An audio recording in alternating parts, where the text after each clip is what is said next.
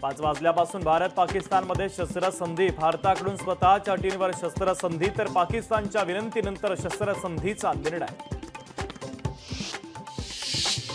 भारत पाकिस्तानमध्ये शस्त्रसंधी। पाकिस्तानच्या डीजीएमओचा भारताच्या डीजीएमओंना फोन। दुपारी 3:35 फोनवरून शस्त्रसंधीच्या संदर्भात संवाद। तर 12 मे रोजी दोन्ही देशांचे डीजीएमओ पुन्हा चर्चा करणार। भारताच्या आक्रमक पवित्र्यानंतर पाकिस्तान नरमलं। आधी अमेरिकेच्या वळचणीला आता गुडघे टेकले। भारताच्या हल्ल्यानंतर पाकड्यांची जिरली।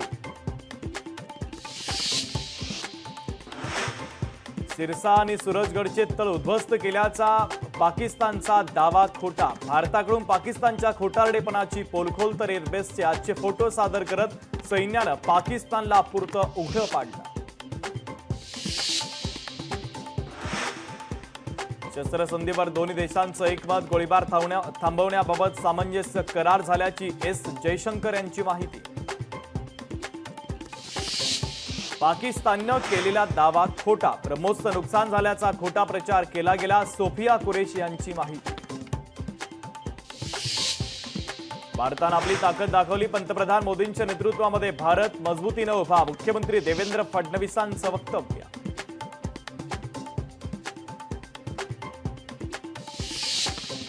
जम्मू काश्मीरच्या लोकांसाठी आनंदाचा दिवस। जम्मू काश्मीरच्या माजी मुख्यमंत्री मेहबूबा मुफ्तींचं वक्तव्य। तर भारत पाकिस्तान तणाव जगासाठी धोक्याचा होता असंही केलं वक्तव्य।